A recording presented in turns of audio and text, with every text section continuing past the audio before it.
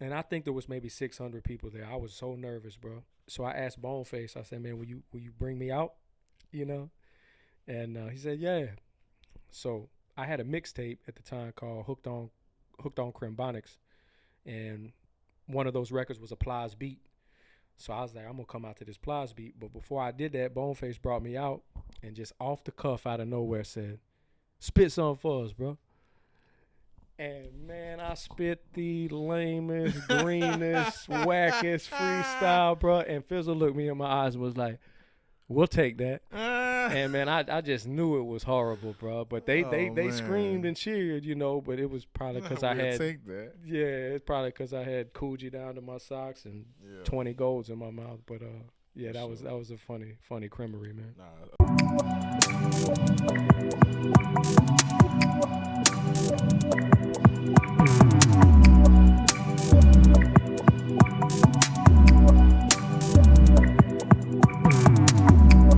Florida Water was a premium project that we released, and it's doing really well, man. I performed that at a lot of my showcases, but the one that I wanted to come on here and speak about is Promotions. Yeah, yes sir, yes sir. We finna get into all that, bro. Trust me, trust me. already. The places at the time is now. Check, check, check, check. Got your boy Savo in the building. I got a special guest as well. Y'all see it for yourself.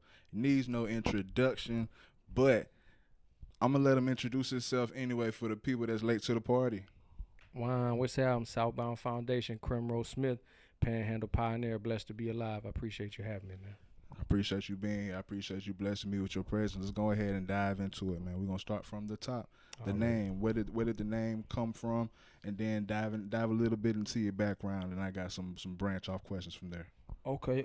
Well, my real name is Cristobal Ramon Correa, but as far as my hip hop artist name is Cremro Smith. Um, What does that mean? Cristobal is Spanish for Christopher. Mhm. Ramon is Raymond or Ramon, which was my father and grandfather's name, and Correa is my last name, which translates to leather strap or belt, actually in Spanish. But Word, yeah, word. So okay, so let's just go ahead and not necessarily saying there's an elephant in the room for the people that like say maybe this may be their true introduction to you, man. Let's go ahead and start from the top, bro. What's your background? What's your background like ethnicity wise? so my nationality is Portuguese, Mexicano, and French. Mm, Yeah. mm.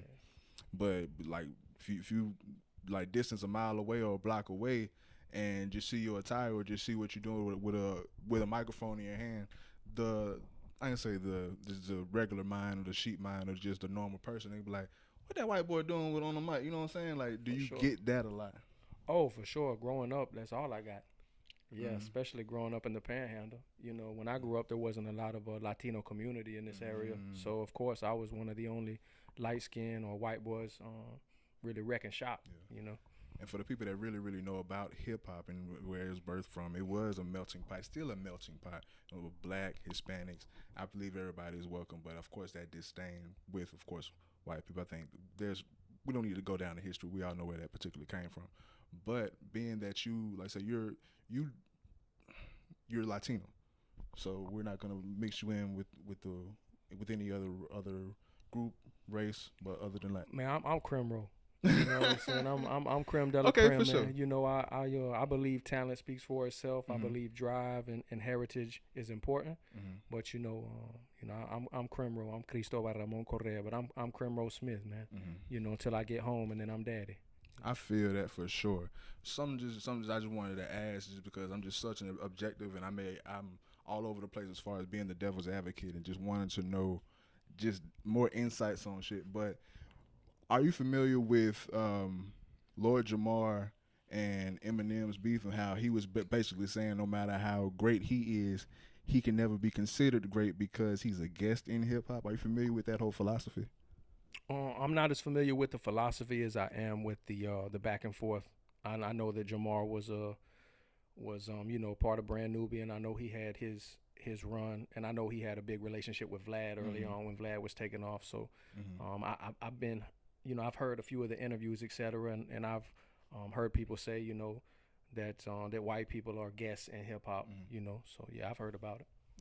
The reason why I bring it into this particular conversation, and because regardless of the race, when it comes to a particular talent, a particular craft or skill, like I said, talent is undeniable, and you're a fool to deny it. But being that you've been doing this for decades, you've been doing this for a while, and like I say, it's more accepting now. But it definitely was at one time. It was like, look, like y'all are our guests. It was treated like that. Sure. While during your evolution, did you encounter that yourself, or did you enter the game where it was already more so welcome? Oh man, yeah, it was. I was going definitely against the grain early. It was unheard of. Yeah, yeah. You know, growing up in this area, Yeah, you know, yeah, you were definitely a guest, especially in the cola. You know what I mean? There was a few people who were, you know, who were exercising their craft as far as hip hop and rap music, but the majority, I'd say 98%, you know, were gonna be black folk. You know what I'm saying? Yeah. This disclaimer, you know what I'm saying? Me personally, I fuck with you no matter what color it is. If you dope, you dope. You raw, you raw. But you know what I'm saying? It is what it is. But back to you. You from the cola, you from the soil, but you transition more down south. You transition to the O/Kissimmee, man. Can you explain what was the inspiration regarding or the inspiration behind that particular move? Because to be honest with you, I'm thinking about doing the same thing. Yeah, man. Well, I would recommend that you travel. I wouldn't necessarily recommend that you pick up and move everything, but being traveled and well traveled is a commodity in itself. You know, experiencing cultures from all over the world is just increasing the fat on your brain. But as far as me, in 2009, I moved down to Orlando. You know, Luke Kane had just got sent to prison, RIP, third degree. He had just met his untimely demise. You know, Rem was doing what he was doing, and you know, Fizzle was taking off, but you know, G was about to move to Atlanta, Bone was about to move to Atlanta, Kinfolk was going to Atlanta, so I just decided to take my $1,000, my '94 Ford Taurus, and my beat machine, and fly down there, you know, and it worked out for me. You just knew, or you just had anticipation that there was more opportunity, or you just wanted to get away from the environment? I just wanted to take a chance, man. You know, I wanted to take that chance, and I thank God every day I did, man. That's what's up, bro. How many years did you have the Crem locks?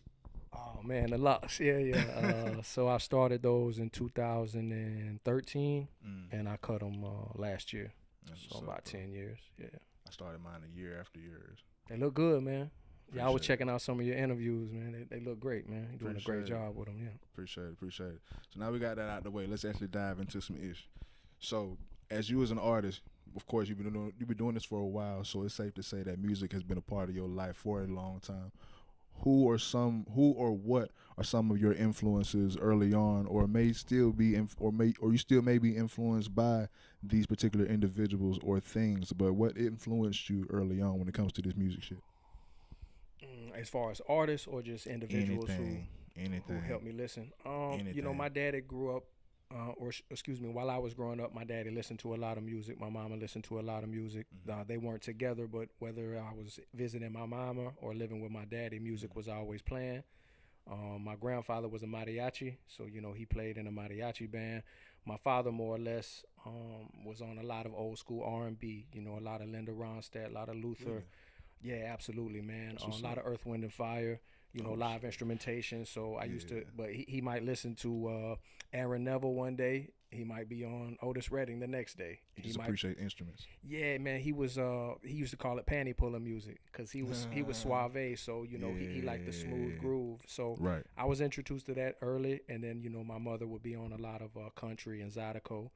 And so I just was a firm believer in music was medicine, and I'm a firm believer to that to this day for sure. That's what's up. But of course, you being a part of music, but in reference to instruments, like say your father, your grandfather, and everything, they did what they did. Did they influence you, or did they guide you to take up any skill towards like instruments? Or do you have any instruments that you know how to play?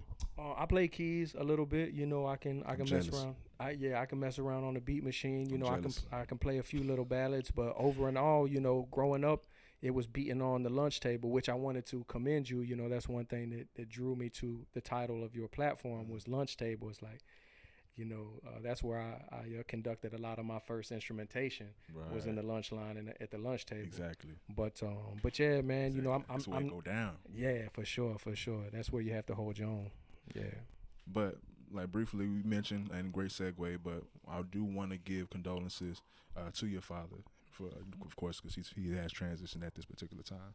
Thank you, man. But as far as his transition, did that affect you in any way in regards to your drive or even your outlook on life?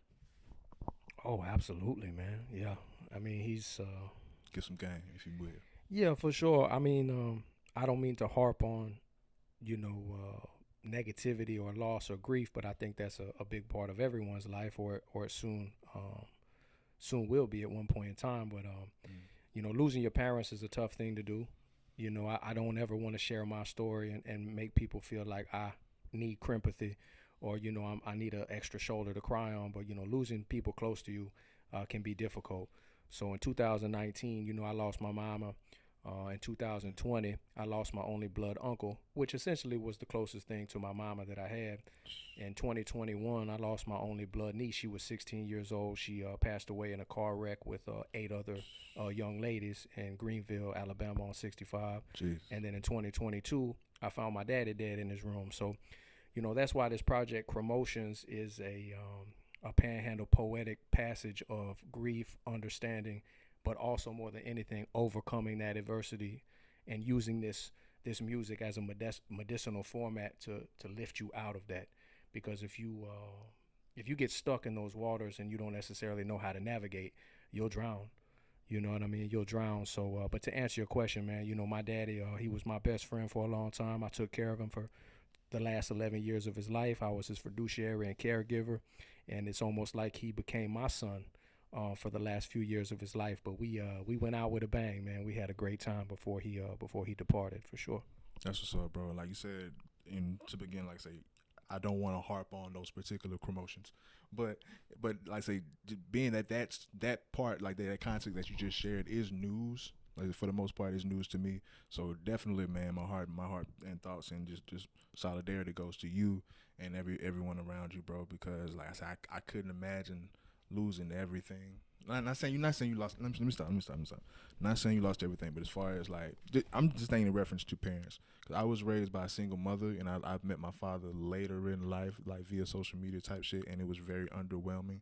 And then he passed, and then I didn't necessarily feel anything, but like say, I always wanted a dad, but I never got to feel what you're feeling or what you felt. You know what I'm saying? But I always envisioned that.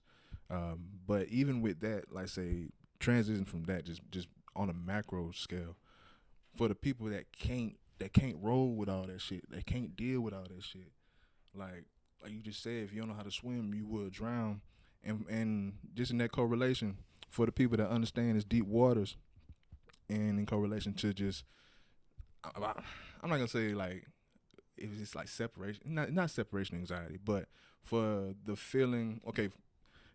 Excuse me, but I like to paint pictures because I have this mindset to a certain degree. I don't like being hurt, and I understand like the pain that hurt causes. I understand how bad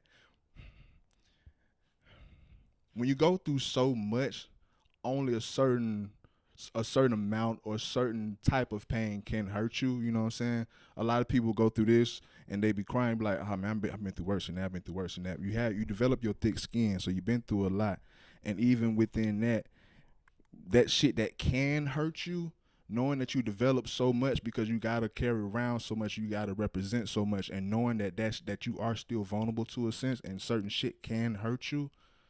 Like, do you think it's beneficial for the people to not necessarily kill people off already in their mind, but like be presently be presently evident in that reality that, okay, I can't get too attached because I know inevitably it will be detached, and maybe when or if that happens, everything, I can't necessarily keep everything up as I have the obligation to do so, because this is where my vulnerability lies. So let me kind of ice that anyway, and that may be projected as you being mean, standoffish, but it's like, I love you to death, but if I get too attached, knowing that the inevitability of it being detached would fucking kill me. Like, just let me roll with it how I roll with it. You know what I'm saying? I like to just, this is my own therapy. This is my pulpit, but I just did that objective thought. Do you see that? Do you resonate with that? Do you agree with that? What's your take on that whole mindset? I would say cherish the days. Number one, if you have differences with people and you're close with them, just remember that the differences don't mean that much. Remember the old saying, "You don't realize what you have till it's gone." Mm-hmm. You know that's an understatement.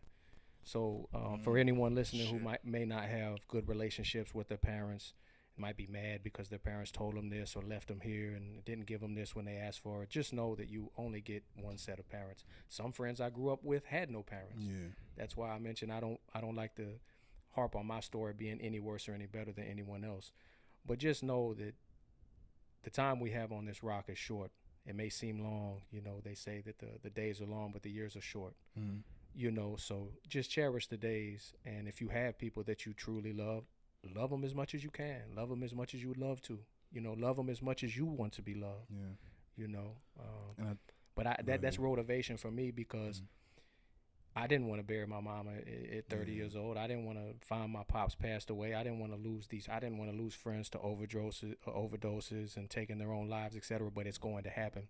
I'll tell you one thing my daddy told me when I was young, and he said, "Son, the more people you know, the more people you will lose." And I didn't understand that at the time.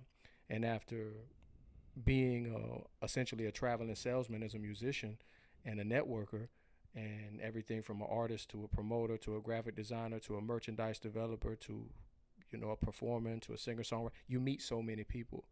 And at the tender age of 30, you might have lost 30% of the people you know. But just be prepared. That it will take place, and just hope it's not tomorrow. And that's the whole point.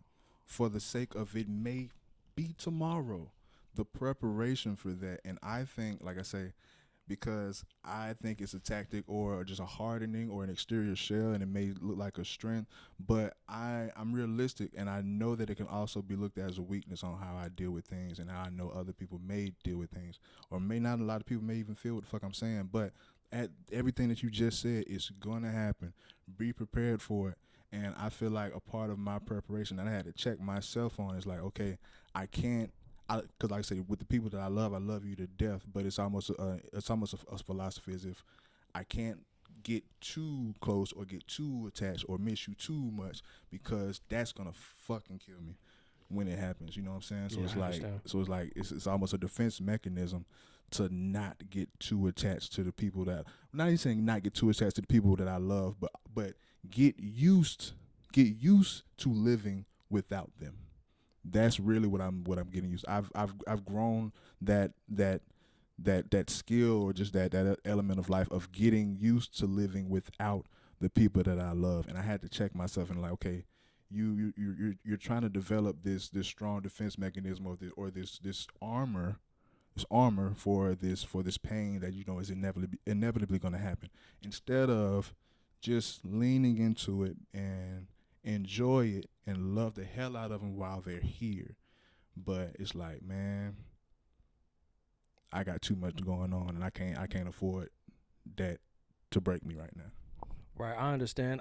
I would say I would argue the fact that maybe the time that you spend with them may outweigh the time that you don't spend with them. Meaning, back in the day, some of our grandparents might have been together 60 years. Right? Maybe they only lived to 80. So was the 60 years they spent together more valuable, or the 20 years that they didn't get to spend with each other once one of them passed away? So my grandfather died when my grandmother was 82. She only lived to 92. Those last 10 years were very difficult on her, but the 60 plus years they were together were everything for her.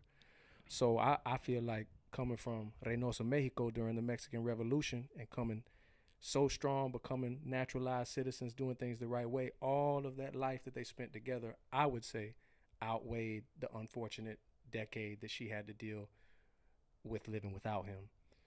So none of us have the crystal ball, but I would just say, like I mentioned, if you love someone wholeheartedly, love them as much as you'd want them to love you. No, I agree for sure, and I agree for sure. And like I said, the more I do, the more I learn. Well, the more I grow, because as I was growing, I was like, okay, you need to develop this way of thinking, this way of living. But as I grow more, I realize everything that you're just saying. Like you can't stop it nonetheless. But while we're here, bro, live life, love life. Absolutely. Feel that. For sure, for sure. Back to you though, man. You know what I'm saying? Get back to you know what I'm saying, the topic at hand. Let's stay germane to the reason why we're here. But back with you as an artist, we're gonna speak on genre. We're gonna speak on your genre. And when it comes to genre and rap and hip hop, it's there's so many subgenres. And then you personally, by listening to your music, there may have been an evolution within the genre you maybe want to be classified with. So if you want, can you speak on your current genre, the evolution of your genre, if it has changed at all? But give us some game on that. Yeah, for sure. So the crevolution of my genre is factual rhythm. So I've patented my own genre, and I'm a huge fan of rap, hip hop, rhythm and blues, folk, jazz. But I always felt I was different. I felt like my music was different. So I try to patent my own genre of factual rhythm, which is just a story of getting into a recording process and doing your best to be factual, to tell the truth, to be authentic. I feel like authenticity is priceless. And just know about overcoming adversity, keeping family, music, and morals involved. And you know, I like to consider myself a factual rhythm connoisseur.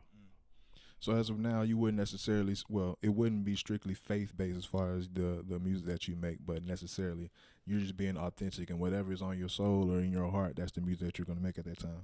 Absolutely. I can feel that. I can feel that. Well, let's get into your ear. We're speaking about you as an artist, but let's speak about what you like to listen to, what you have listened to growing up, man. Give me your top 5 artists of all time. Oh, man. I prefer the number 6 over 5, so I'll give you top 6 that are in the bricks. Okay. And I'm not the best at these lists. I get asked this question a lot, but I will say that my top 6 that are in the bricks when I was 20 is different now. You know what I mean? So as I grow as a human, as an artist, those things change. That's why this question is so difficult. You know, but Because you almost want to respect the past list. for sure, So, sure, they helped me grow. Yeah. You know, I would say in my top 6, you know, Tupac Shakur would be there, but he passed away when I was 10 years old. So I didn't really grow to learn to love his music until I was already inherently involved in rap music and a music guy. But top 6 when I was 20 was, you know, Pac, Marshall, Joseph McVeigh, aka Zero.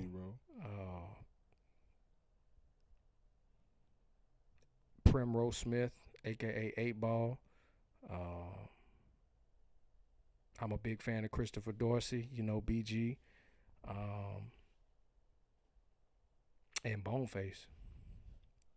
You know, when I was 20, Boneface is probably, and Zero are probably the only artists from that list that still stand in my top 10 to this day. I do have a follow-up question that, you know what I'm saying, that one may be included in a little later, but we're going to transition into that, kind of how I got it formatted. Before we go into that, stand on just overall artists, primarily mainstream or whatever you listen to just growing up. What are some notable albums or projects that like you listen to nonstop or on repeat growing up? What are some projects that's really the soundtrack to your life? 8 Ball Lost, the double disc. Trick Daddy, based on a true story. I throw Thug.com in there, but based on a true story, Trick Daddy, 8 Ball Lost. The Slim Shady LP, Eminem. Oh man, Aquemini, Outkast. Hey boy, that's my top 5 now. Now you speaking to me. And man, that I'm Serious T.I. album was heavy on in heavy rotation. And goodness gracious, man. Those were a few. Let me give you one more. I would say Caught Up in Reality, Remy Red. Hey. Bro, we talking on repeat, dog, from like 2005 to like 2010, 2012-ish. It still gets spins, but you talking about like on repeat, bro.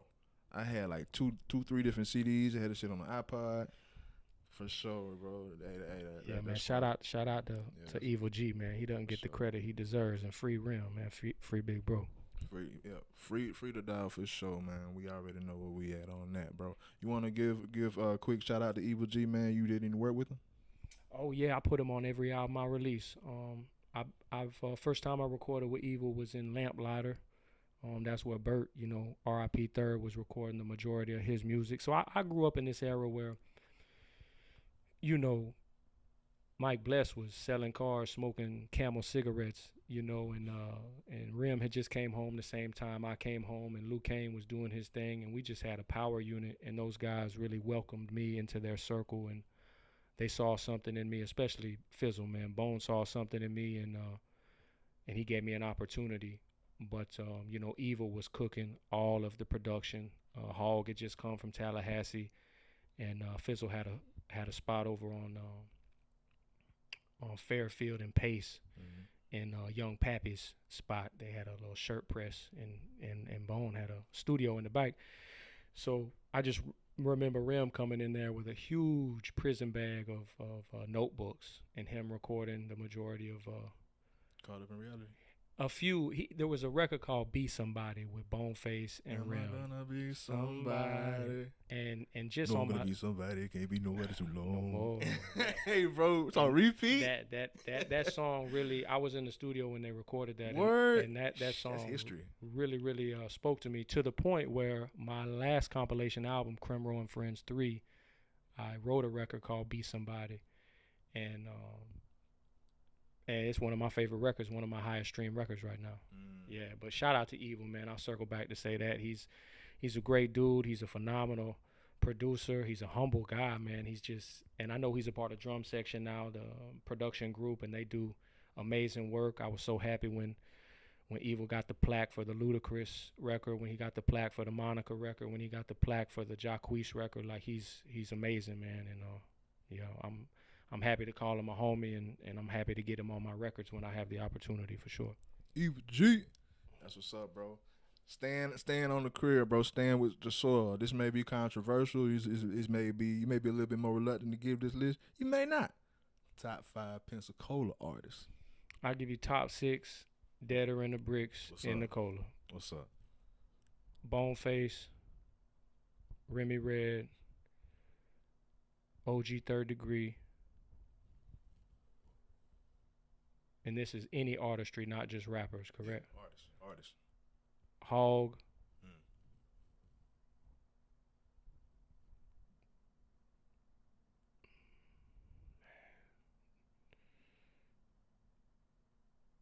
As far as impact, I got to put Ski in there, man. I got to put Jay Ski in there. And Cremro Smith. That's what's up. But as far as Jay Ski, he one of them people where I say he a favorite rapper as far as from the city, for sure. Like, a lot of people may not be familiar today, but as far as who you like in the city, he's probably their favorite rapper type shit. So yeah. And such a strong supporter, man. I've known Ski a long time.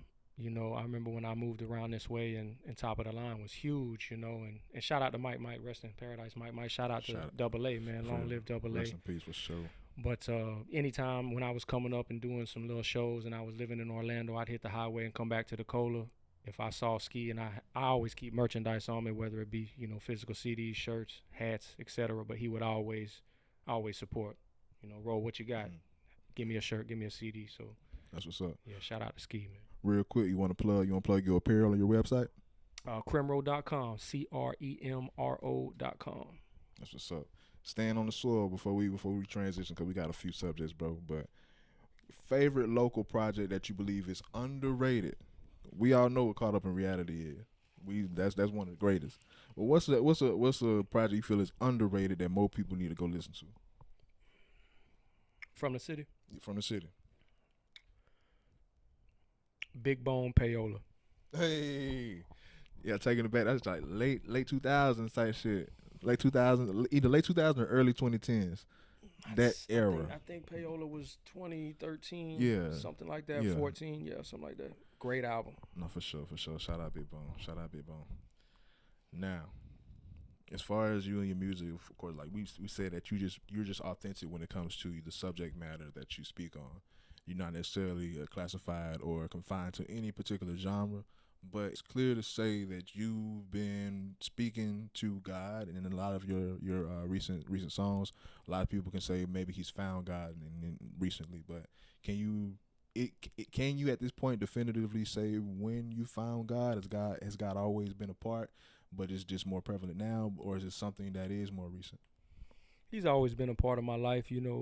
My grandmother being Mexicana, a lot of Catholicism runs through the roots of Hispanic heritage. So I was raised not necessarily in the church. I was just raised with faith.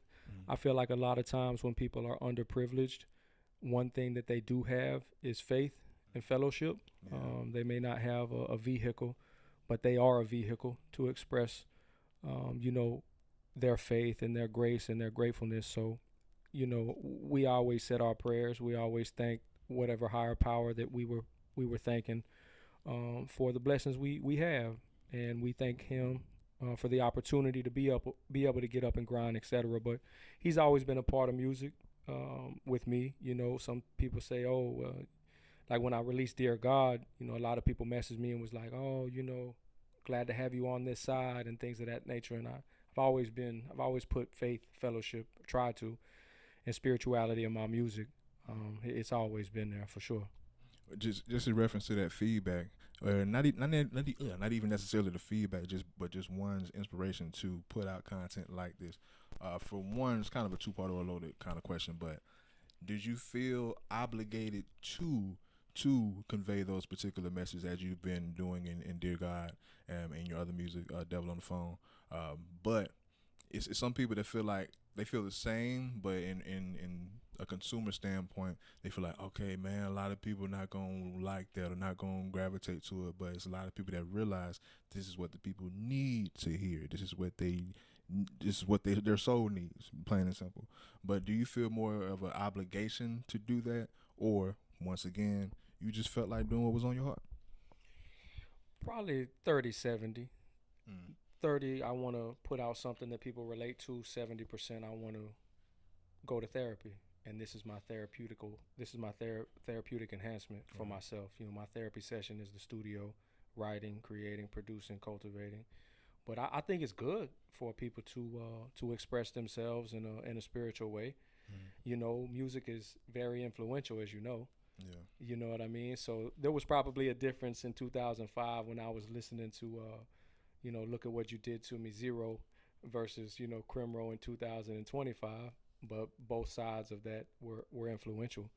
And I think it's important that I do what makes me feel happy and makes me feel authentic in my expression, for sure. That's how the people gonna know you, for sure, bro. Southbound Foundation, man. Shout that out, man. How did that cultivate? Where did that come from? Who are they?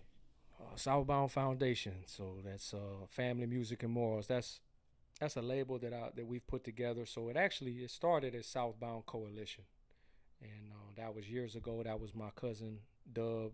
Shout out to Dub City, my cousin Dub, and my cousin James, who went on to be a soldier in the Air Force and an MP and guard presidents and train K9. Shout out to James. We used to call him Lil James, and now he bigger than you.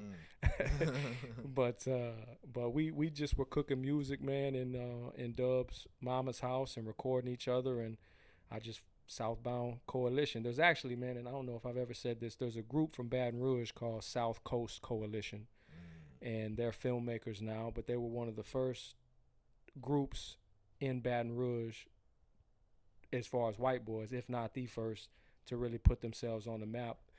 They were the first person to ever have Lil Boosie in a video.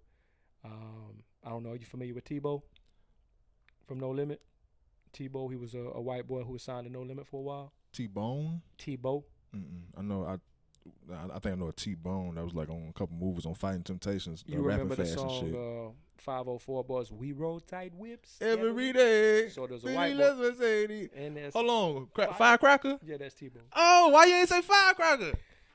Firecracker, a big ball, and there's something you never yeah, seen. I'm sipping link. yeah. So Oh yeah, I'm up. Tebow the firecracker. So Okay. anyway, South Coast Coalition kind of brought Tebow into pocket.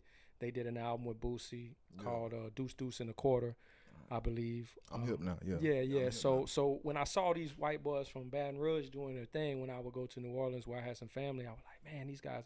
So when me and Dub and James started putting this together, I didn't want to bite them entirely, but I said Southbound Coalition.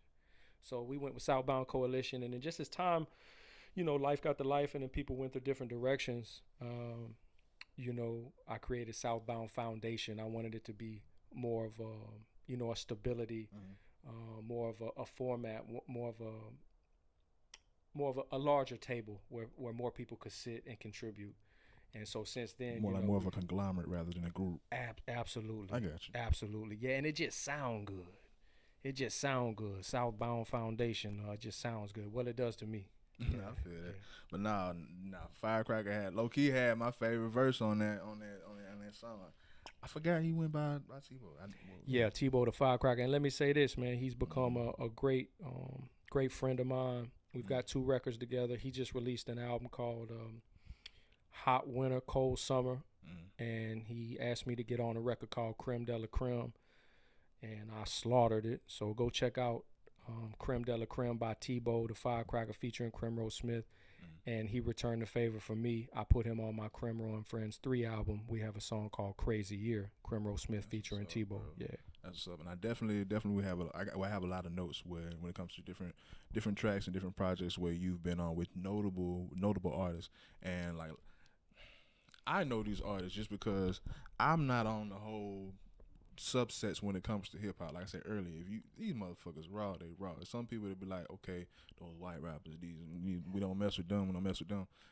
Like say, what I was gonna say with that, do you feel as if that comes with proximity, or is that just a simple mindset? I'll answer it. I'm gonna tell you a 42-second story. What's up? So I was confined. I was doing like a year and a day in the county jail one time, and they were trying. And I was freestyling. I was beating on the walls in the shower. I was beating on the walls in the stalls, rapping. And shout out this guy named Kingston. I think he home now, but he was a big rapper out of Milton at the time. But he used to tell me, he was like, man, don't let them pigeonhole you because you're not a pigeon. You're an eagle. You're going to fly the highest. And I was like, man, they call me Creme. And he's like, well, the cream's always going to rise to the top. But he's like, don't let them pigeonhole you. You're not a pigeon. You're an eagle. You're going to soar. So I never wanted to be pigeonholed as white rapper. Now, granted, like you said at the beginning of the interview, if they see,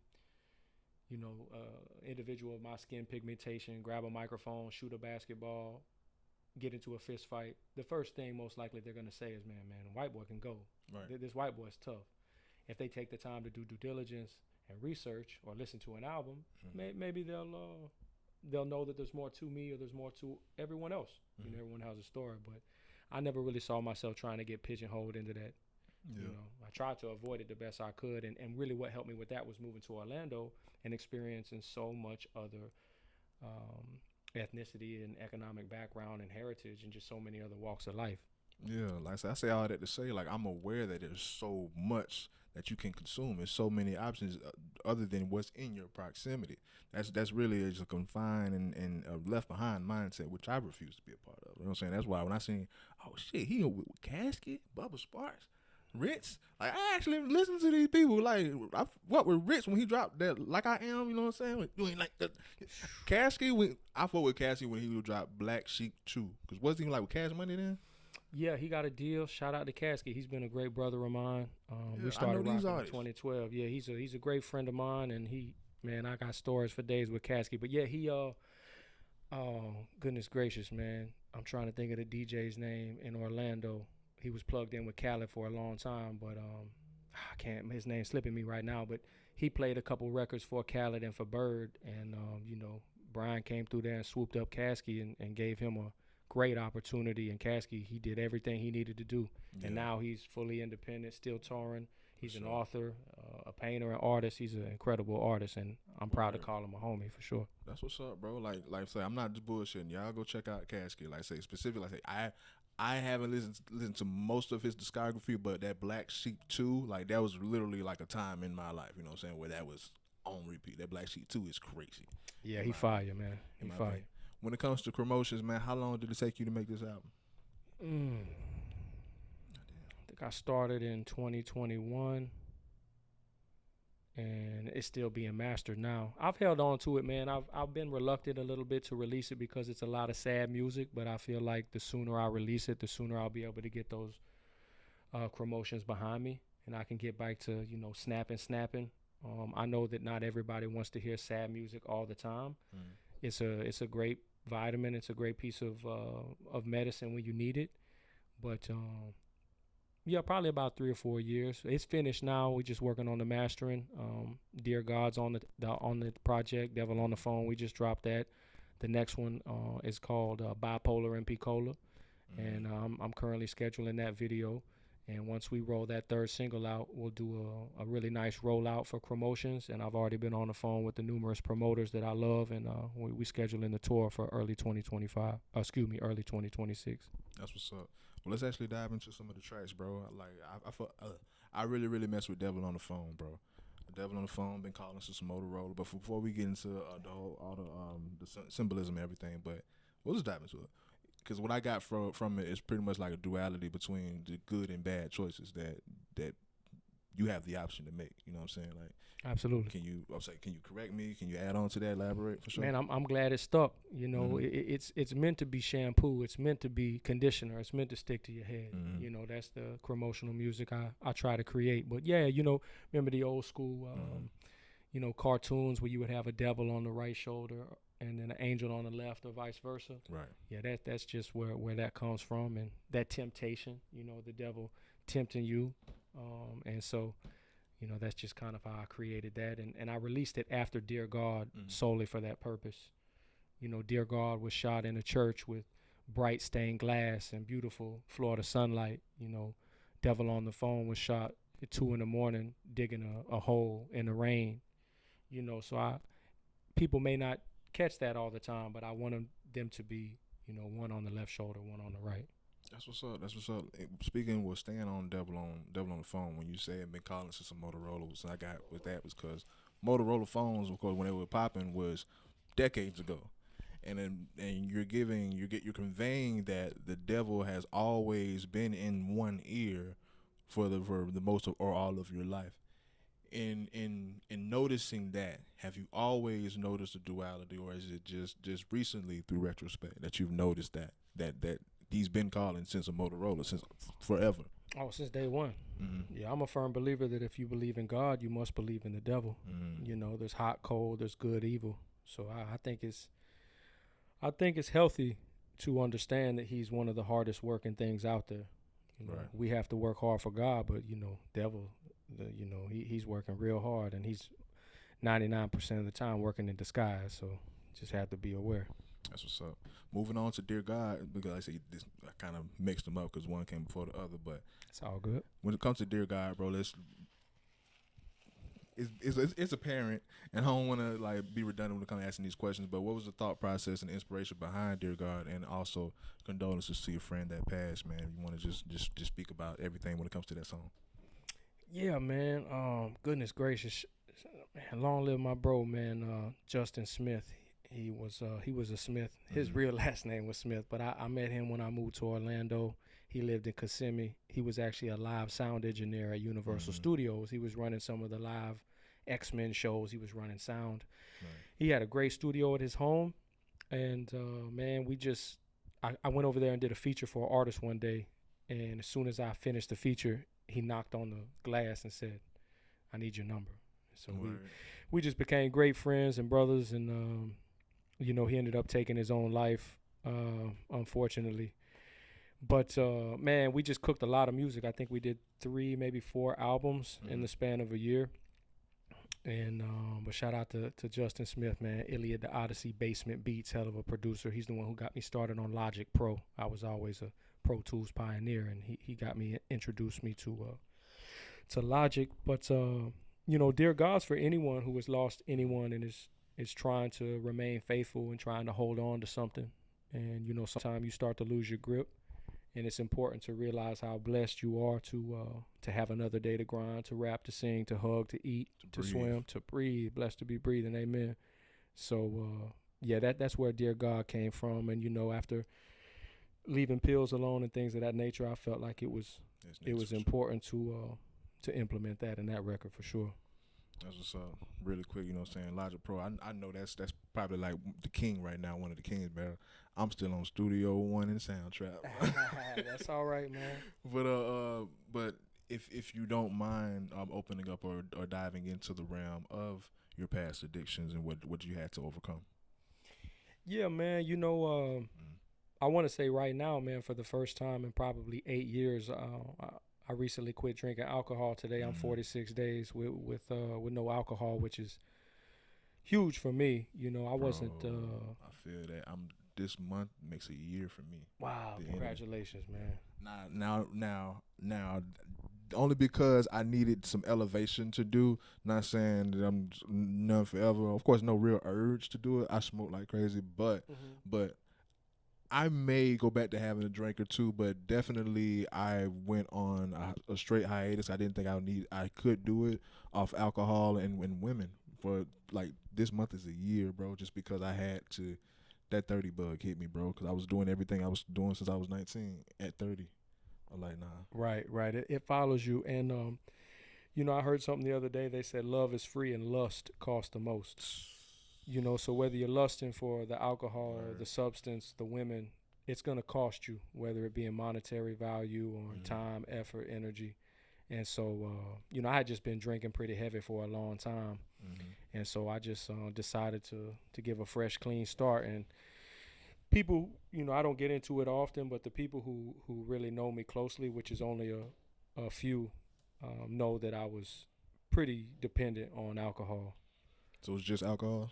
Yeah, it was just alcohol, and then for a while I was prescribed to particular medications for for depression and acute anxiety disorder and things of that nature. And I had an OG of mine tell me not too long ago, like, Ro, it's not if you can do it. Once you do it, you will unlock a superpower that you may have not realized you have. And once you unlock that superpower, you're gonna be surprise is an understatement. You're going to elevate. You can change. You're already changing people's lives with your music. Imagine how many lives you can change with a sober mind. So I'm giving it a shot, man. No, I mess with that, bro. I mess with that. Do you have a definitive amount of years that you're dealing with it, or you say suffering with it? We mentioned how long you've been kind of clean, but how long so I'm 46 days today. I mean, my mama died in 2019. I drank every single day from 2019 until 46 days ago. I think maybe if I got sick or something like that, I might go 2 or 3 days without drinking. But, well, no, I take that back. I went 11 days. I want to say 2019, something like that. But since then, I would just drink. And I wasn't getting inebriated and falling over. I'll tell you, the scariest thing, man, was how functioning I was. That's what was frightening.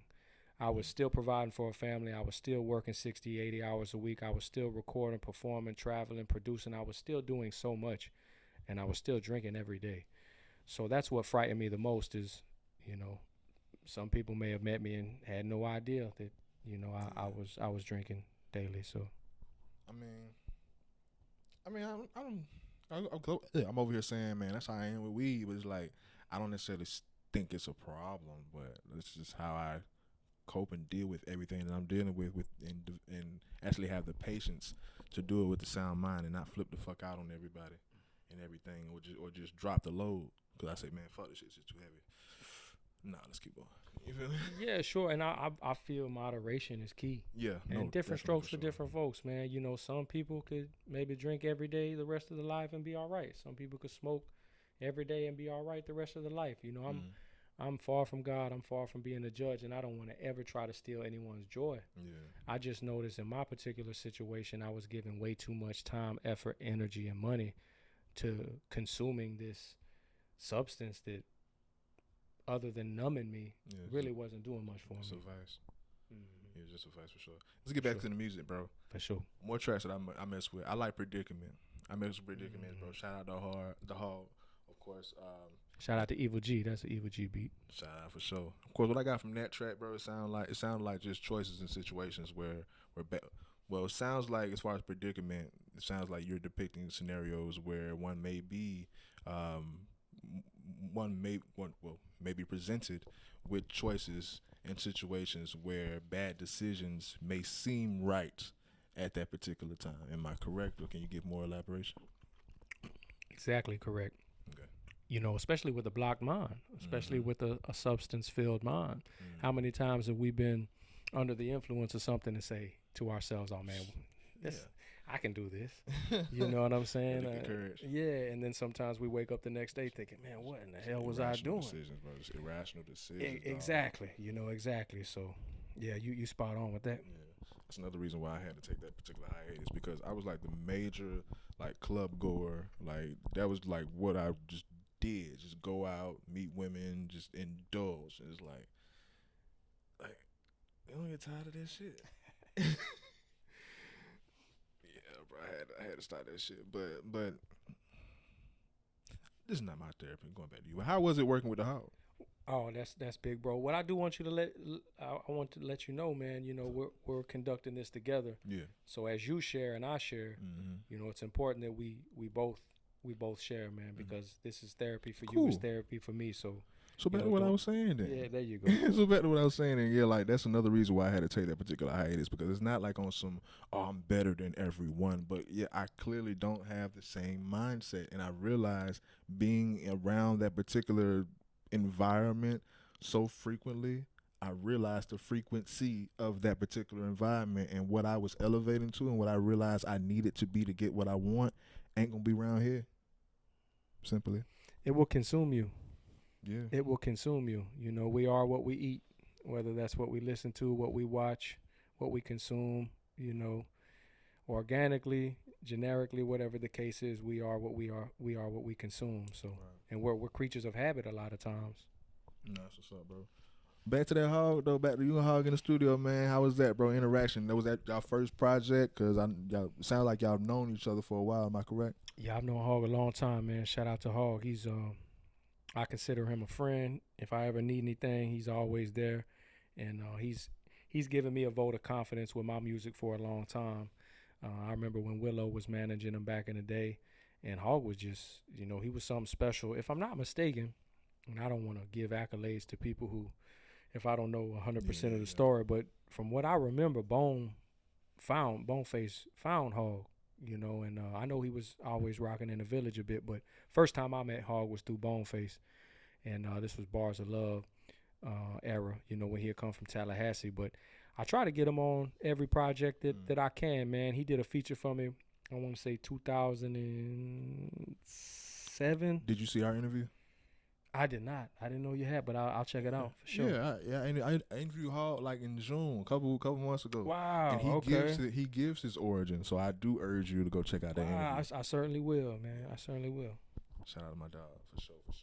It's crazy, bro. Like, the more I grew, that's why I knew that I was meant for more than just the environment that I was. It's like, I'm meant to be around the people that I grew up idolizing type shit. You know what I'm saying? So it's like, yeah.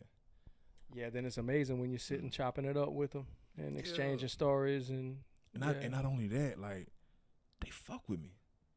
Like, that's overall, bro. It's like, not only did you make it backstage or make it in the same room with these people, but nah, they fuck with you like you fuck with them. That's really what solidified or what cemented. Like, bro, everybody that I grew up like idolizing or respecting or fucking with, bro, like, if they come across me or they witness me, it's inevitable. They fuck with me too.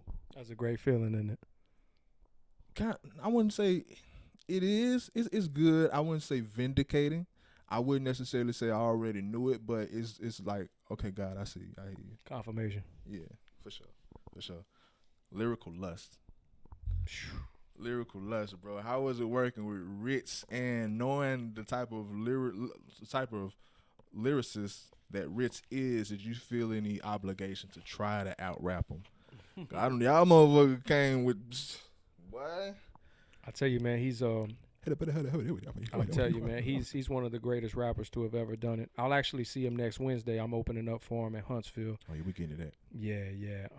But I'll tell you a quick story about Lyrical Lust, and R.I.P. to my brother Justin Smith. I was telling you about. He made that beat, Basement Beats.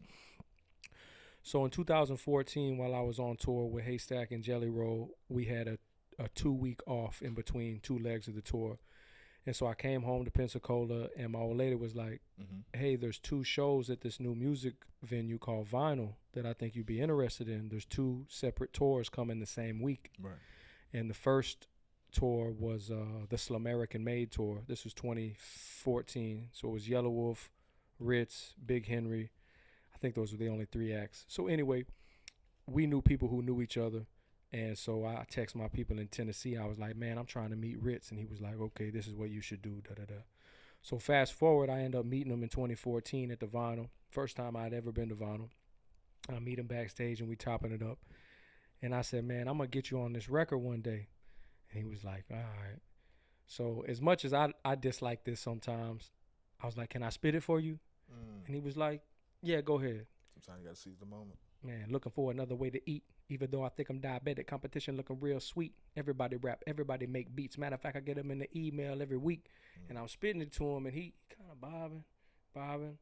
That was in 2014. So 5-6 years later, I end up doing buku shows with him. We start chopping it up, and I send him the song, and he sent me the feature back, and that's how that worked. Lyrical Lust, man. It's available on all platforms. Shout out to Rittz, one of my favorite rappers of all time.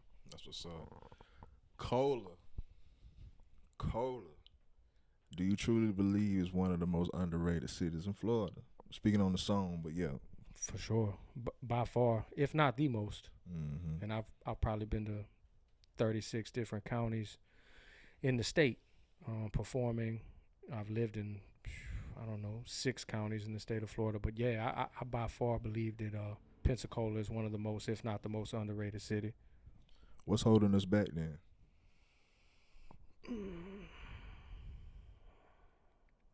I'm reluctant to say ourselves. I mean, if it's the truth, spit it. But I will say that the Panhandle is, I'll say this, the state of Florida is a country. I mean, not literal in a literal sense, but in my opinion. And if you've ever been well-traveled throughout the state of Florida, you will understand that North Florida, Central Florida, South Florida are 3 different parts of a country.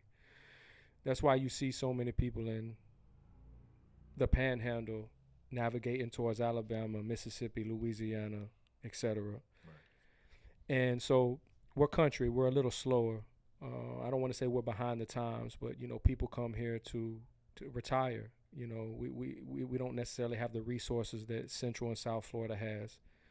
We have a lot of military background, which keeps us alive in a lot of different aspects. But just to wrap back around, I don't think one thing is holding us back. I think any hometown that if you speak to an artist from their hometown, they usually have that similar story. Like, oh man, these people don't want to see me shine. And like Boosie said, they were in that 3rd grade, that middle school class with you.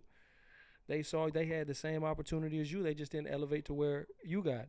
So there's that hatred that goes on. But I think a lot of it is mindset. And I think a lot of it is mindset. So, a little bit more unity could go a long way in the city. But, I'm in and out the city pretty often. I feel that. And like I always ask that particular question, I rarely give my particular retort or my input on it, just overall, because more so just in reference to correlation to just people in music or just blowing up from the city or just within the city, I feel like the reason why that is because it's layers to it. Because, of course, we have a crab mindset for sure. We have a crabs in the barrel mindset. But I think that comes because I don't think either we've lost it or we just don't have our own identity necessarily.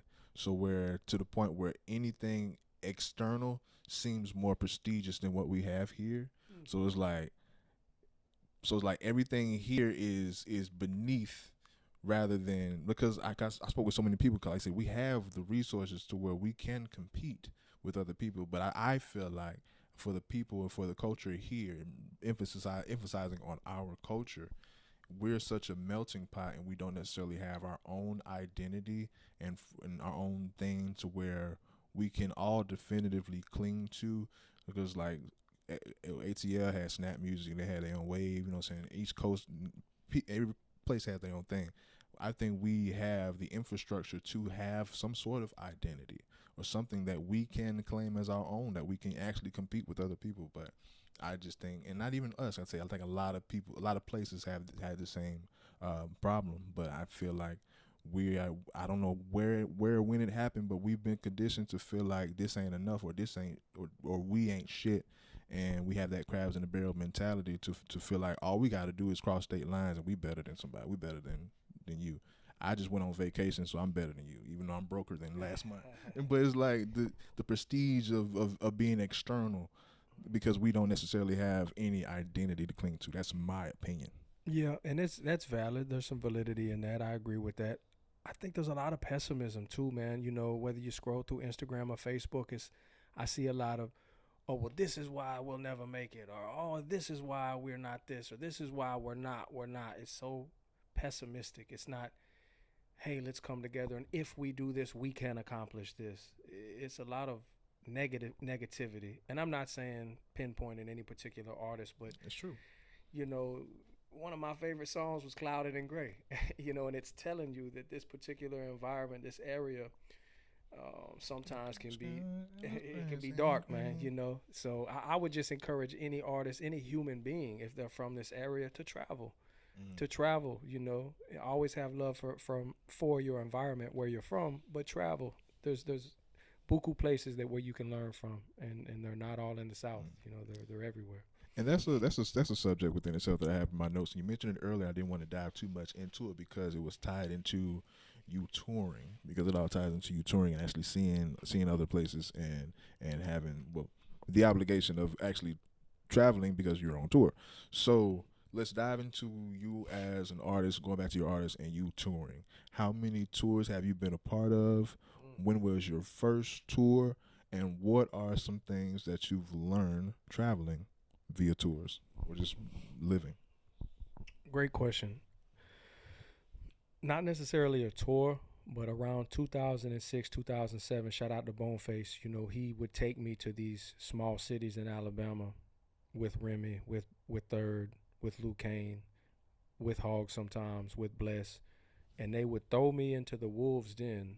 They would send me up on the stage by myself, you know, and just sink or swim, you know. All right, Ro, sink or swim.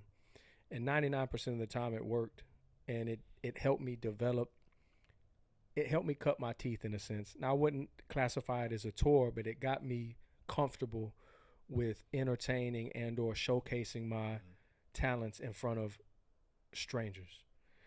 So whether it be opening for Plies in Pensacola years ago or touring with Jelly Roll decades later, it's like your first impression could be your lasting impression if you execute it correctly. So as far as how many tours, goodness, man, and that's difficult to answer because I see artists sometimes they'll go do 3 dates and they'll be like, man, I just got back off a tour, and God bless them, that may be a mini tour. And I've done 3 dates in a row and be like, hey, I just got off the road. But probably the first big tour that I did was with Stack, you know, with Haystack. Shout out to my big bro. You can say what you want to say about him, but he's been a confidant, and I apologize for even leaving him out. He's been one of my favorite artists and still is to this day. Phenomenal rapper, great family man. But in 2014, I got signed to a label that was managing him as well. So we shared the same management team. And we did 4 legs of one particular tour called the Walk and Tall Tour. In 1 year, we did over 180 shows in 1 year. So the first stint was 36 shows in 45 days. And they were all outside the state of Florida. And actually, I think I told V this, or I told, shout out to Chad Arms, I said that on this interview, was like, you know, I paid for the first 4 shows. I had bought a feature from Stat called Real Good Rapper. It started doing some numbers, and they were like, hey, you want to come on this 4, you want to come do 4 shows. They're all, you know, Kentucky, Ohio, Michigan, something like that. And I said, yeah, let's go. So I paid them $250 for each show. I had $1,000. But I knew by the second show, them seeing me working and rapping, they were gonna say, we're gonna let Lil Bro ride. We're gonna employ him in one way or another. And it worked. By the fifth show, they said, we're gonna give you $100 a night. So learning that, and I've said this numerous times, it was college for me. I presented it to myself as a collegiate value to understand that if I want to utilize this as a way, as a means of generating revenue and an occupation, let's do it right. And I saw a lot of do's, I saw a lot of don'ts, but treating every venue, every city like another college campus, every producer and or DJ or promoter like another professor to learn from. Whether I was selling merch, DJing, opening, or doing all three in the same night, or carrying a Gucci bag with people's shoes in it, I was the grunt. Sleeping in the truck sometimes, showering at the truck stop, it helped me cut my teeth. So, touring has been a blessing, and I'm going to try to continue to do that until I leave this earth. Craziest tour story? Choo. Just one. Salt Lake City, or two if you want. Salt Lake City, Utah, riding bird scooters, tripping acid with Jelly Roll. Context. What happened, man? Oh, just, first time I had been out that way, and, it was just, when you're living that life, you're just having a good time, man. Just having a good time. And now to see Big Bro doing all these beautiful things he's doing. And was this with Jelly Roll was rapping, or was this recently? Oh no, I haven't toured with Jelly since 2019. So this was back in 2015, something like that. Yeah. That's what's up. That was a wild one. Yeah. That's just first one that came to mind. Staying on you performing, touring per se. Like, so you had a lot of performances on your belt. Like, so you got a lot of tours on your belt. So you have an enormous amount of performances. But try to narrow it down to your best performance, and then give some details on your worst performance, if you can. Yeah, I'll do my best. A lot of elements that go into best and worst. I will say the first time I got paid to do a show at Sluggo's, shout out to Big Low, man. It was like 2011. He gave me $250 to drive up from Orlando and do a 30-minute set at Sluggo's. Sluggo's no longer here. It used to be downtown Pensacola. Mm-hmm. And that just always stands out to me because I got monetary gain to go up there and do what I love. I think I did a radio interview that day with Tommy Guns at Moby's. Long live Moby, man. But it was a busy day. I shot a video that day at the Motel 6 on 29. But, I was giving all I got, man. I was like, yo, I'm driving up from Orlando. I'm going to do this radio interview. I'm going to record a feature. I'm going to shoot this video. I'm going to finish the day with a show. And I made money doing, I believe, all 3 or 4 of those things. But that was probably one of my favorite. Opening for Tech 9 was another big one. Opening for Jelly before he popped. And worst, I don't know about worst, man. Lower tier. And I say this honestly, bro, factually, man. I've never been booed, and not to say that I'm not going to get booed next week, but I pride myself on just doing the best I can every time. But I will say, when Plies came to the Carousel years ago, 2008, something like that, I paid to open up. The only 2 openers were me and Third Degree. And I think there was maybe 600 people there. I was so nervous, bro. So I asked Boneface, I said, man, will you bring me out? And he said, yeah. So I had a mixtape at the time called Hooked on Crembonics. And one of those records was a Plies beat. So I was like, I'm going to come out to this Plies beat. But before I did that, Boneface brought me out and just off the cuff out of nowhere said, spit something for us, bro. And, man, I spit the lamest, greenest, wackest freestyle, bro. And Fizzle looked me in my eyes and was like, we'll take that. And, man, I just knew it was horrible, bro. But they screamed and cheered, but it was probably because I had. Take that. Yeah, it's probably because I had Coogee down to my socks and 20 golds in my mouth. But, that was a funny creamery, man. Nah, aesthetic can definitely sell. Aesthetic can definitely sell on its own sometimes. For sure. But nah, you said something then, bro. You messed with Mo B. Man, he wasn't my blood, but he was closer. He was like my uncle, man.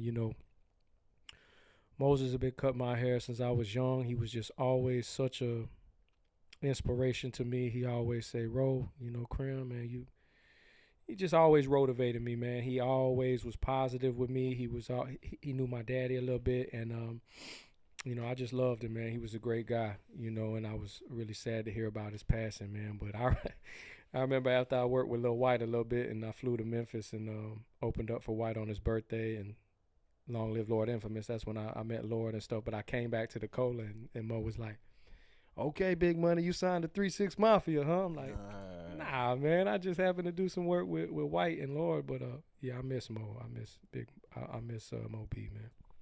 Well, nah, that's what's up, bro. That's big, bro. And I would say that now comes then this is it coming full circle because this is a remnant and a derivative and what's left of WMOB Radio.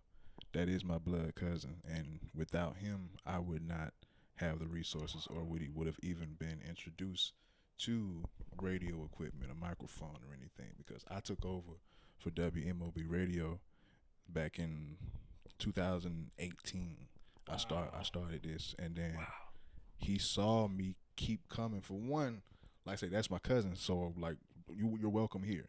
And then like at that time, I was cool with the people that he was affiliated with, the DJs, whatever, because he had the radio, but it was primarily music based. So the DJs just came in and just put their thing, and then it got to a point where my DJ friend was like, "Man, y'all just come through, man. Let's spit some shit." At that time, I'm already a fan, and I see what you can do, like the Breakfast Club. So I come up there, I'm like, "Dang, I got everything the Breakfast Club got. I want to do some shit like that, bro." And I talked to everybody into doing something like that, and like I didn't know that WMOB Radio was a thing prior. I didn't know. I came in looking at the Breakfast Club and shit like that. Joe Rogan. I'm like, yo, this is what's popping right now. We can do this. And we tried it a little bit, but they didn't know what I know or felt what I felt or just didn't have the foresight that I did or just the work ethic. Right, because the foresight, you were ahead of your time. Sorry to cut you off, but sure. you saw the vision. Yeah, for sure. Yeah. Because at that time it was like we playing music, but we just on the mic talking about sex and eating ass. I'm like, I'm like, yo, we can do so much more than this shit. But fast forward, I took it and I created and I actually brought it to the airways and the internet. It was on Mixler. So I actually made it something that people can watch. And with the lunch table, it's like on some Cash Money shit where everybody left but Lil Wayne. It was just Lil Wayne and Baby. It was just me and Mo. It was just me and Mo, bro, for a long time. I'm like, bro, I'm not leaving. I'm gonna keep doing this shit. And I kept doing it. I kept doing this. It kept going weekly. Whether people would show up or not, I kept showing up. And then when whatever happened, when the car accident happened, when he went to, when he was paralyzed, I kept coming up, bro. And then when I did go see him, and I told him that I didn't stop doing it, he like, because he couldn't communicate, but he can like move a little bit, and then you can see a little bit what he's trying to say. Like he looked at me like. Yeah, like he couldn't really do anything else, or he didn't really give anything before that. But when he would just look at you, like you speak to him, and all you do is look at you. He was speaking to you just non-verbally. Yeah. But when I told him that, saying nothing stop, bro, I'm still up there. He gave me one of them to the point where he left me everything in his will, bro. Studio related and radio related, like all that equipment and shit. That shit's mine. But through disputes and shit with the fam and the dude that took over after that, all I was able to actually get out of there was like a speaker, like a big speaker monitor. But that's why no matter where I'm at, no matter what studio I'm in, even at the crib, I don't know if you paid attention to any of the interviews, but literally at the end of every episode, Moby's face is there. At the end of every episode, go on Facebook right now, pick an episode. Moby's face is at the end because this is WMOB Radio. Wow, man. Well, that's powerful. And it's a pleasure to be back on it. Sure. Like I was mentioning, when I did that Sluggo show, I went and did a little interview at the shop across from the Happy Seven. I think it's a dog kennel or something now, but you remember he had the barber shop and Spade was recording? Yeah. So years before. No, on 12th. Oh, okay. No. I mean, excuse me, on 9th. On 9th Avenue across from the Happy Seven by Gonzalez Court. I was too young then. I came around when they was on Pace. Okay, so yeah. But then he had a shop there, and Yeah, man. Long live Mobito, bro. I don't know who was making the shirts, but I purchased it. It was a clean shirt too. I purchased. It was a Was it direct. Pete?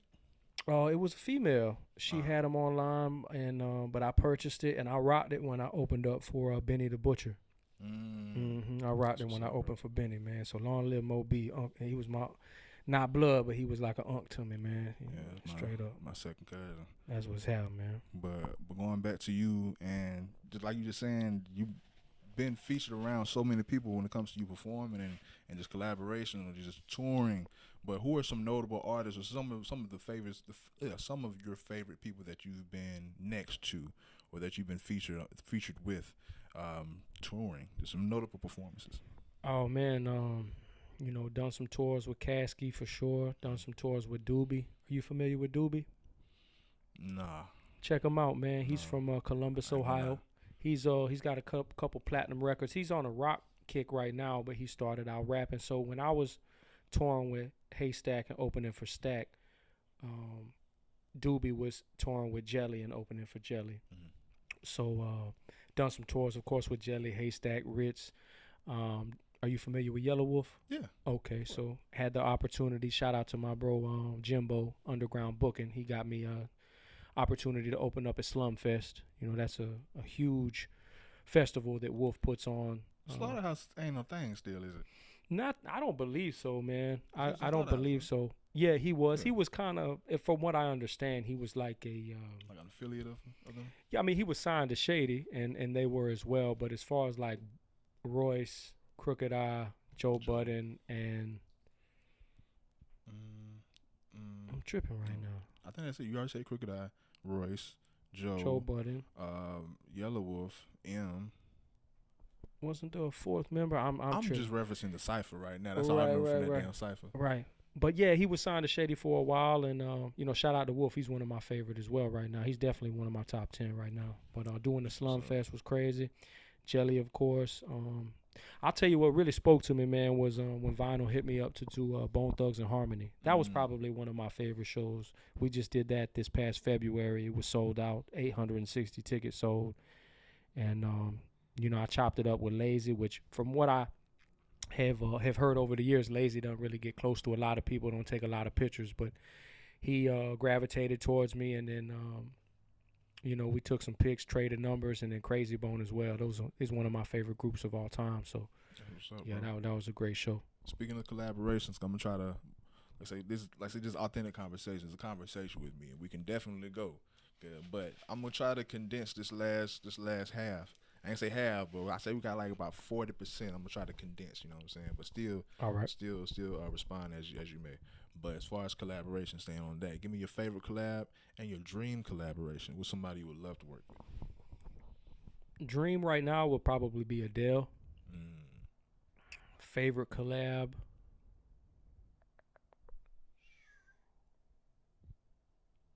Probably say favorite collab right now, even though it's a few years dated, was Rittz. He's just incredible. I might put 8 Ball before Adele, but I would really love to work with Adele. That's what's up, bro. You want to shout out your current label or any affiliations that you're with at the moment? Oh, Southbound Foundation. That's it, man. That's it. I'm rocking and rolling. 99% of everything I do comes from in-house. I have some Cremro employees that give me more than enough help and more than enough support, and they're compensated well. Southbound Foundation. Shout out to my bro Sko Mozzie. He's from the city. He's a great rapper, a hell of an engineer. My brother Nuck, he's out of Apopka, Florida. My cousin Dub City. He's kind of taking a managerial role right now for a few of us and managing Ray Vicks out of Baton Rouge. But and right now we scouting. I'm kind of on the looks a little bit for a female artist. I think that would add a very creative element to Southbound Foundation. But What type of genre? Rapper, singer? Both? maybe both. Yeah, hybrid. Yeah. I may know one or two here or there. Yeah. But what are 3 things you can't live without? Family, music, and sense of humor. Definitely that humor just makes things like it's that sugar with the medicine. Right. Yeah, it just makes things easier. It makes life a little easier. For sure. No. How do you deal with the haters? Pray for them. Plain and simple. Plain and simple. What keeps you going after all these years? I mean, other than the good Lord, just opportunity, man. I feel like a lot of us forget how blessed we really are. I know we mentioned on being traveled or whatnot. I've had the opportunity to visit places like City of Soleil, Haiti, and Mexico growing up a lot. And, man, we have it pretty damn good over here, man. So I would just say waking up every day, another 24 hours, these blessings that we have to wake up, to breathe, to say what we want to say. I mean, you remember Uncle Luke going to the Supreme Court for freedom of speech. I mean, there's places like the UK, even Canada, where there's some places where I couldn't put this type of music out. So I just want people to. I'm not preaching, but I would encourage people to remain grateful for all of these necessities that we have, for sure. That's what's up. That's what's up. Let's say you got $1 million. Let's say you get $1 million next week. What's the first thing you're doing with it? Splitting it into thirds. Then doing what? I'm putting $333,000 in the trust for my daughter. Putting $333,000 most likely into agriculture and land, probably in 3 different states. Most likely number 1 being Texas. My grandfather always wanted to build a huge vegetation and fruit orchard and create some, revenue, whether it be aguacates, mangoes, oranges, just orchards to generate not only revenue but to healthy fruit and live off the land, and then put some tiny homes, etc., real estate and agriculture, and then the other 333 I put into my family and my music. That's what's up. That's what's up. What's some advice you'll give yourself, let's say, 10, 15 years ago?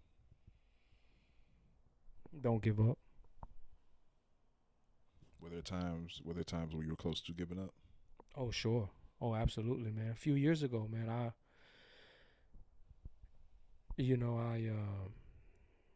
thought I was going to be out of here, man.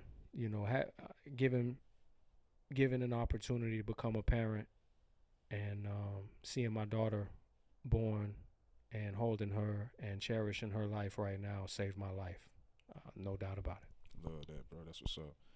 What's some advice that you would give to a newer artist that's just now entering the game and thinking that, hey, I'm about to blow up tomorrow? Oh, man. I know this is said a lot, but just, remain humble, be yourself, and you could blow up tomorrow. But, like Third Degree used to say, man, easy come, easy go.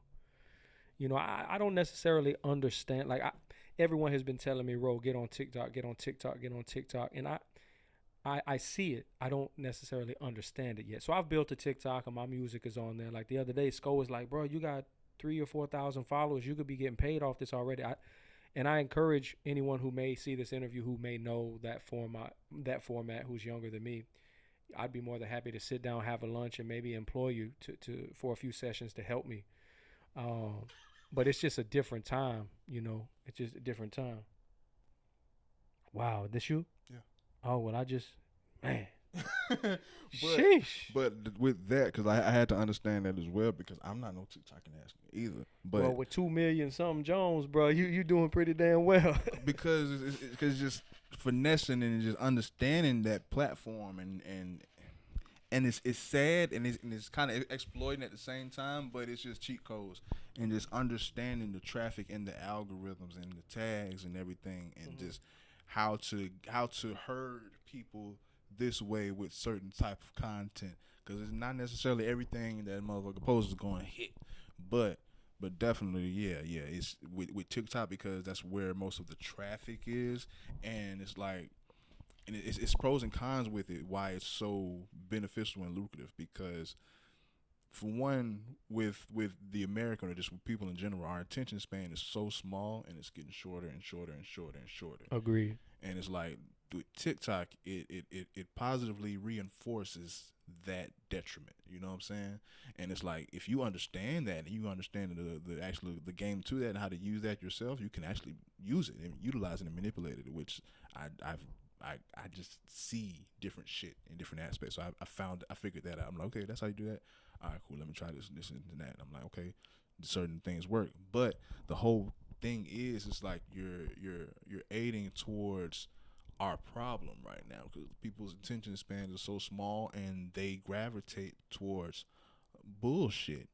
A lot of what I'm saying, like say, it's like the sugar with the medicine. With me, I like 60-40, 70-30, 70-30.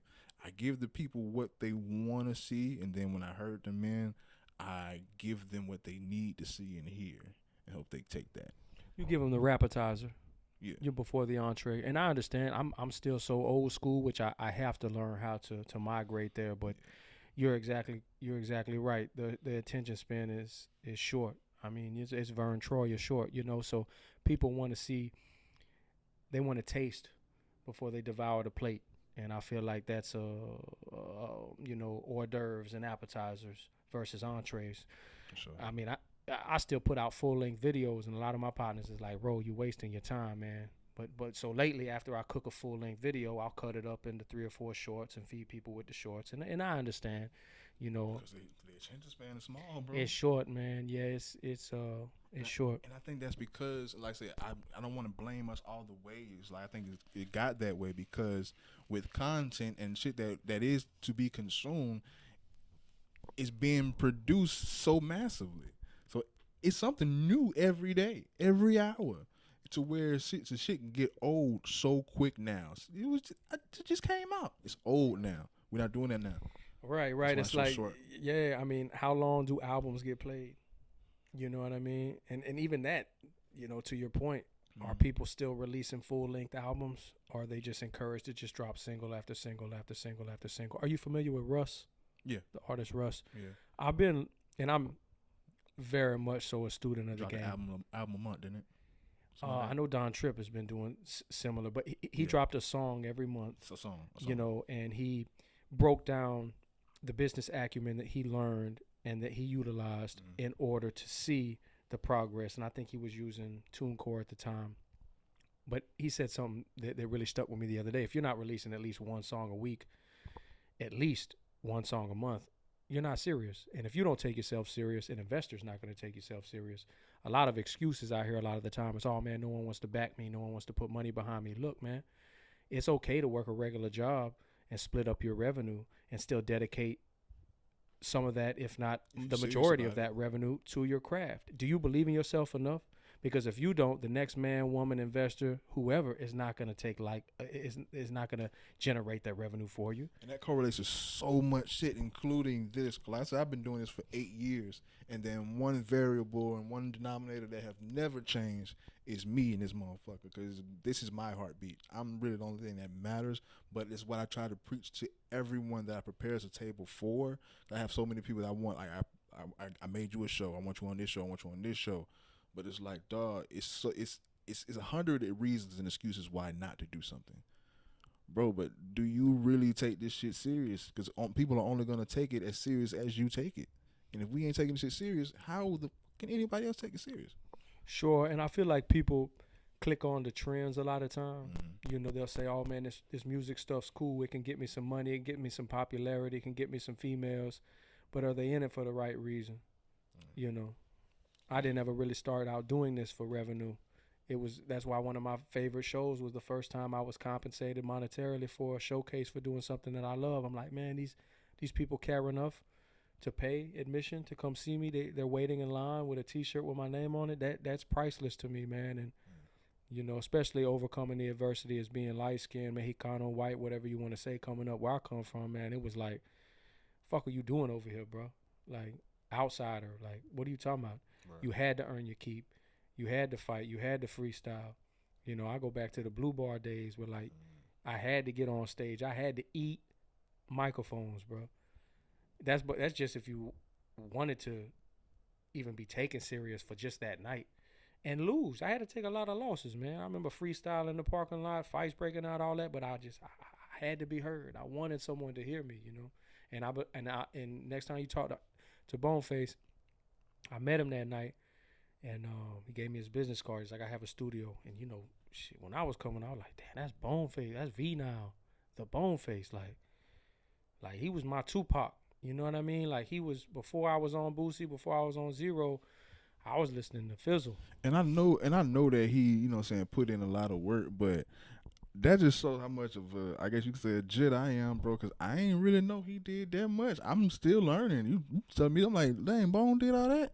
Bro, he say, from a penny nickel down to a quarter to 50 cent. Now I'm working on a whole dollar. Truly where money goes, these hoes follow. Pour up a shot and take a whole swallow. I'm trying to finish off this whole bottle. That was probably 2003. And we joke all the time. He like, bro, how the hell do you remember that? But when I first heard that, I was like, damn, this dude is raw. You're the consumer, bro. The consumer is gonna, nah, Like, this dude is raw, man. I feel So, that. But yeah. but like I said, I forgive me for not being like, I know about everybody else damn near, but I didn't know that much about Well, Bone. you know, he's been such a jack of all trades. Like Bone is so gifted in so many avenues that people may not highlight the music like they may highlight the fact that he was a third contestant on Ink Master season 7 and 8, that he's a business owner, that he's a restaurateur, that he's a a philanthropist, a big bro, a father. I mean, I came in on that Bone. Okay, heard, which is awesome, because the same way you were like, man, this guy's raw, whether it be the music. And then it's kind of cool, like I'm working on this food show right now because I'm a former chef, etc., and a lyrical line cook. But sometimes you have to give somebody another piece of you, and when they gravitate to that piece, then they say, oh man, this guy does this female does this as well. This person has plethoras of. Well, that's the formula of TikTok and the social media shit that you explaining right now. That's literally what it is, bro. The lyrical line cook. That's literally, bro. That's a platform right there. That's a whole TikTok page, bro. And literally with each dish, let's say you freestyling with it, bro.